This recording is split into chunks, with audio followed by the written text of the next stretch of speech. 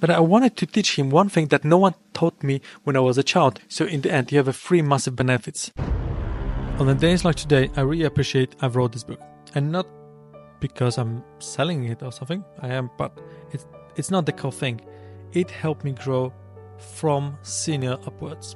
It helped me to develop skills that are very useful in this next part of my journey in my industry. And I want to spend this video describing to you how self-publishing can help you achieve that and how you can actually execute it. So I will tell you about my journey, what I learned, how to build and publish it. I wouldn't be talking about marketing. Marketing is a different thing. Amazing channels like Publishing with Dale. Go over there if you want to learn about how to publish, how to pitch your book.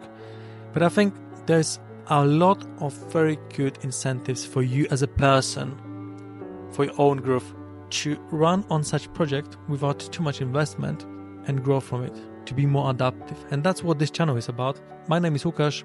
I'm head of software development of CMS in large international newspaper.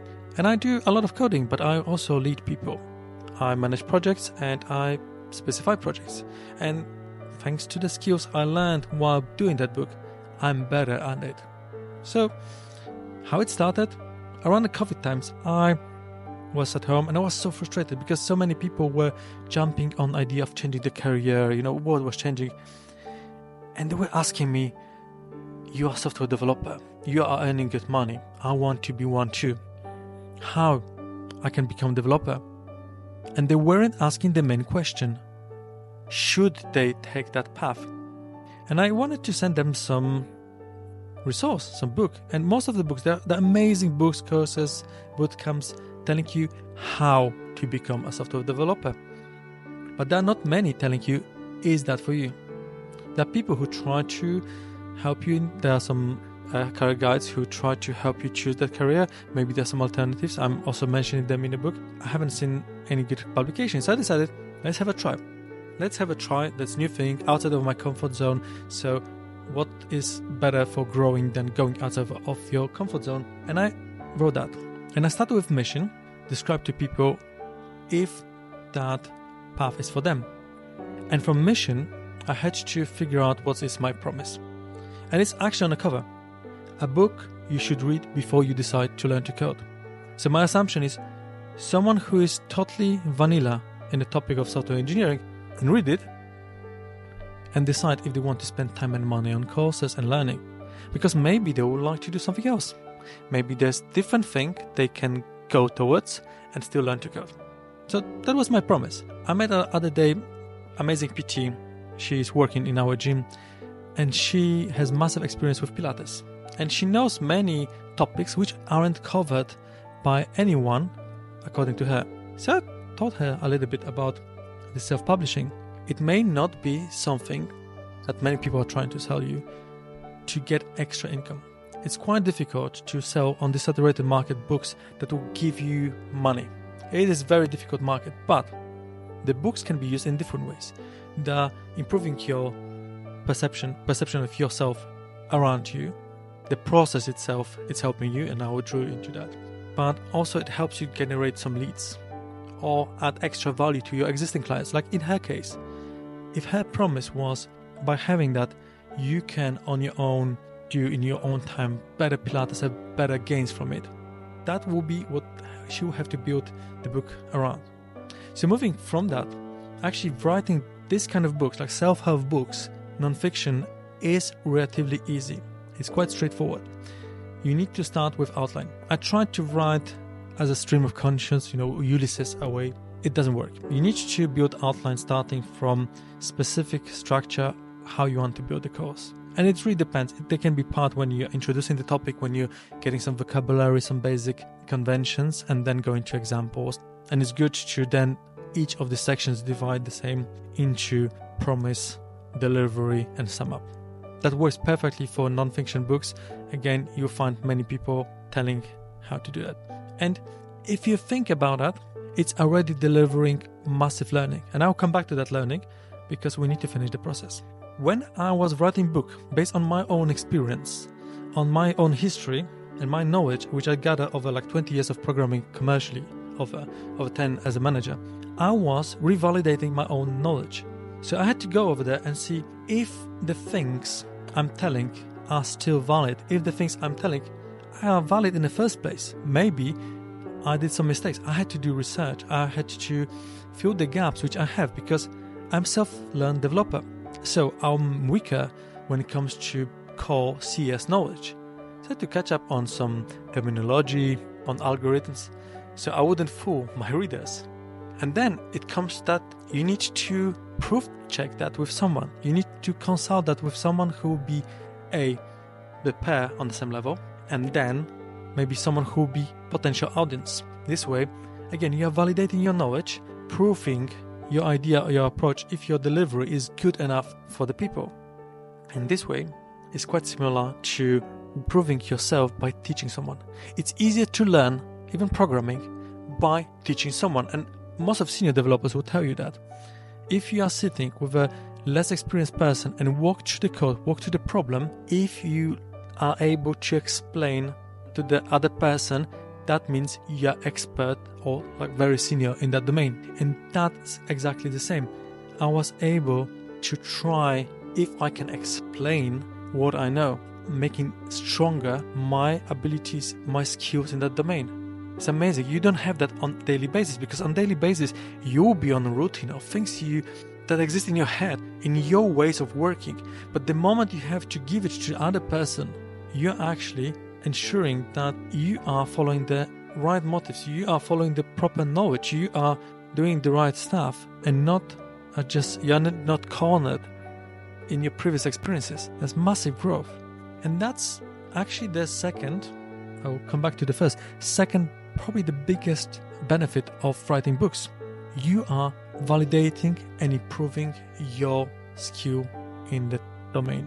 You are proving to yourself and others that you are the go-to person in a topic. Because if you look on financial markets, on finance sphere, many people, when they reach specific stage, they are going to write their own PhDs in the topic. And then you see that they have on LinkedIn the publication in that specific topic. You know that the person who wrote something about cash flow will be go-to person about the cash flow. So the same, if you are a person who wrote some publication about DevOps, you will become go-to person about DevOps in your company and in your network. It's massive gain. That changed perception, how people are seeing you. The third benefit is kind of different because I'm engineer. I'm not a writer. English isn't my first language. It's actually my third language. So I had to leave that comfort zone and go to a new landscape, do research, where to publish on the best cost to benefit ratio, how to structure, how to build that outline, how to format the content, how to prepare that to print for as an ebook, as a hard copy, as a soft copy, a paper copy, everything like regulations, what is ISBN, what is Merck number, the fact about legal deposit. I learned about that quite late in the whole process. That's putting me in new environment. And if I am able to deliver that, what does it mean? I'm becoming more and more adaptable. That means I'm gaining knowledge in domain different than my own. That proves to me and others that I can go to a new field and go from there, take it, learn and own it. That makes me far more valuable employee for any next company. And of course I have to learn about marketing, and that's why I screwed on this. I didn't care about marketing, but that wasn't my goal. Anyhow, if you know anyone who can benefit from such book, the link will be in the description. But I didn't stop there. What was the first benefit? I didn't mention. The first benefit is learning how to deliver projects from beginning to end. This whole outline building and actually shipping that, giving that to the people on the end. Instead of being just software engineer, you are becoming more as a project manager or product owner. You are able to maintain and drive whole process. That's massive learning. So in the end, you have a three massive benefits: learning how to run and deliver projects, improve and verify your knowledge, improve and grow your adaptability to new environments. And did I stop there? No, not really. I'm working on another book. Actually, I'm now in process of editing, and it will be totally different, which puts me on the new waves, on new waters, which is In the domain of history, journalism, I'm writing a book about evil cycling lobby, or actually about people with cameras on the helmets catching dangerous drivers. And I interviewed Jeremy Wine, Cycling Mikey, a lot of other people. Very cool thing and very important for me. But it also taught me new things. I had to learn how to dig up historical information, how to work with archives, how to verify that information, how to cross-reference different bits. Then I had to learn a bit of law. I was interviewing police officers responsible for the whole third-party reporting. Massive growth. And of course, I started to learn a little bit more about marketing. So I'm building the audience on my social media to promote the book. And is that everything? Not really. Because my son decided he wanted to write a book. They were on meeting with David Williams. And after that meeting, everyone in class wanted to write a book. And that was a disaster because, with 7 years old, it's quite difficult to run such a big project. But I wanted to teach him one thing that no one taught me when I was a child: how to start, deliver, and finish a project. Take ownership of something and do that from the beginning of end. We did experiment. Before he had some stories, he actually is working on his story every other weekend. We are not pushing that. We wanted to test format. I never worked with graphical books, especially of a small format. We took ChatGPT to write us a story and Midjourney to generate pictures. And that was another learning because I had to generate pictures in the same style with similar characters. And then we tried to build that story in such a booklet which will fill minimal requirements of Amazon KDP for children's book. And that is proof copy. The proof copy, if you order that from Amazon, will have this funky ribbon, not for resale. We take a look. We have now some templates where I know how the pages will work, so I can explain that to my child. And we start in the same way. So he's writing a story, we're dividing that to the outline, and he's filling that with more words, more sentences, and then some pictures. And I hope this year we'll show you his publication. But should I throw it? No, actually the idea was quite good. So after pimping up a few things, it was also released and you can order that on Amazon. So tell me, what kind of book you will write now?